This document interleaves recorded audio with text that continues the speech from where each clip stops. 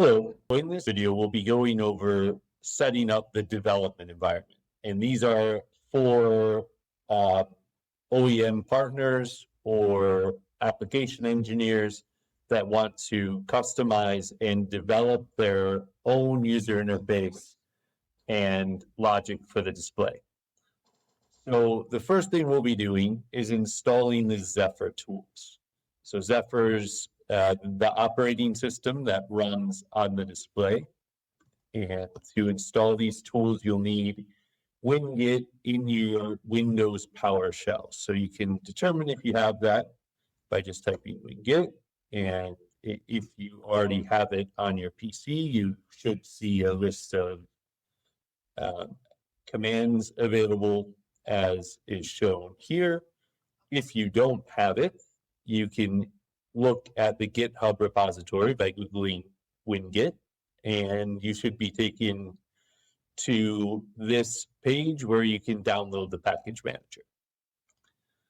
So, assuming you have it, we're going to type the following command. I'm just going to copy this from our documentation.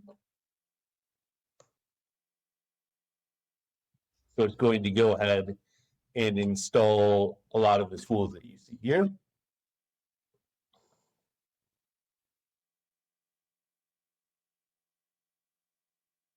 Read this video along, as this might take a minute.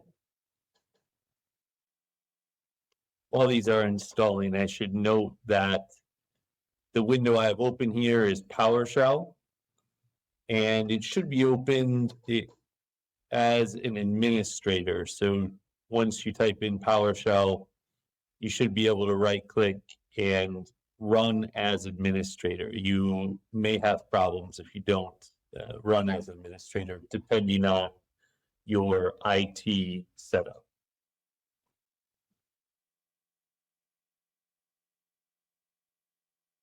Okay, it seems it successfully completed installation. I've likely sped up this video, so if all of the installations are not successful, please check with your IT or your computer setup, because it's important that all of the applications that installed were successfully installed.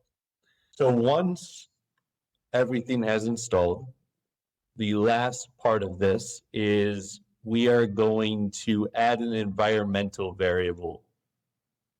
So we're going to type in to our Windows search bar, environmental variables. We should see this command prompt come up. And here we're going to click at the bottom, environmental variables. Then we're going to move down here where it says system variables and click path and edit. And the last part is we are going to add a system variable. Make sure that our download of 7-zip is in our system variable. So we're going to say program files /7-zip. Uppercase Z, like that, and hit OK. And we should be all set.